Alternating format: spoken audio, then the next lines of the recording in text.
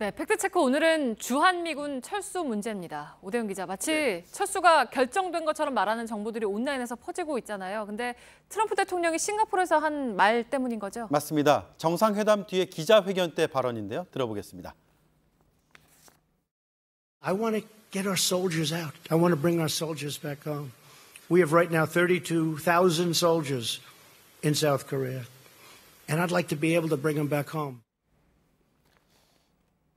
네, 일단 32,000명은 아닙니다. 현재 주한미군은 공식적으로 28,500명입니다. 네, 그러니까 숫자를 틀린 건데 당장 이 말만 들었을 때는 뭐 당장 철수할 것 같다는 생각을 할 법도 한데요. 네, 여러 정보들이 그렇게 인용을 해서 제목을 달고 있는데 네.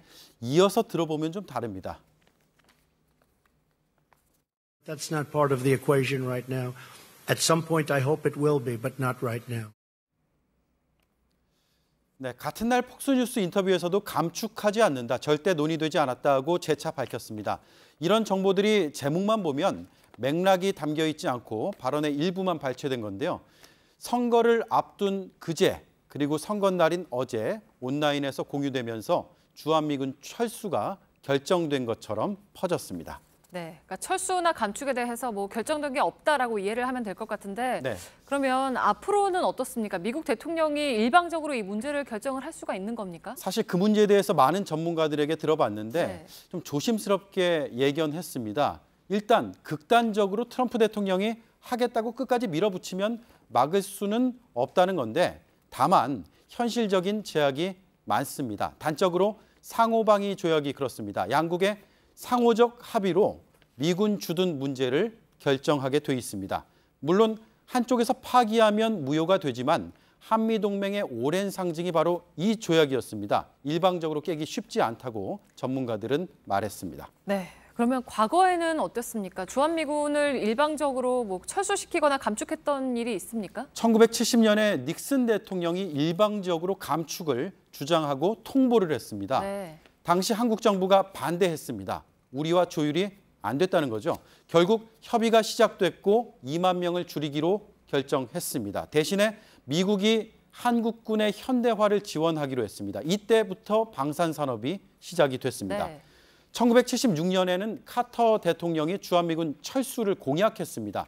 당선 뒤에 철수하겠다고 일방적으로 통보를 했는데 하지만 우리 정부가 강력하게 보완책을 요구했고 당시 카터 대통령이 이렇게 말했습니다. I'll be meeting this afternoon with the foreign minister of South Korea. The schedule for withdrawal of American ground troops would have to be worked out very carefully with the South Korean government. 네, 신중하게 조율이라는 것을 언급했습니다. 그리고 3,400명을 감축하는 것으로 결론이 났습니다. 네, 그러니까 정리를 해볼게요. 한국이 동의하고 필요로 하는 그런 조건들이 무시된 채로 미국이 일방적으로 결정하기는 어렵다, 이렇게 보면 되는 거죠? 그렇습니다. 이뿐만이 아니고요. 미국 내 정치 상황이 상당히 복잡하다는 점도 고려를 해야 될 것 같습니다. 네. 그래서 단정적으로 말하긴 어렵고 지금 과거 어느 때보다 좀 굉장히 달라진 상황이긴 합니다. 그래서 이런 미국 내 정치 상황과 복잡한 그 정치 구도까지도 폭넓게 봐야 되는데 미 의회가 추진 중인 이 법안을 한번 보겠습니다. 주한미군을 22,000명 미만으로 줄이려면 대통령이 의회 승인을 받으라는 내용입니다.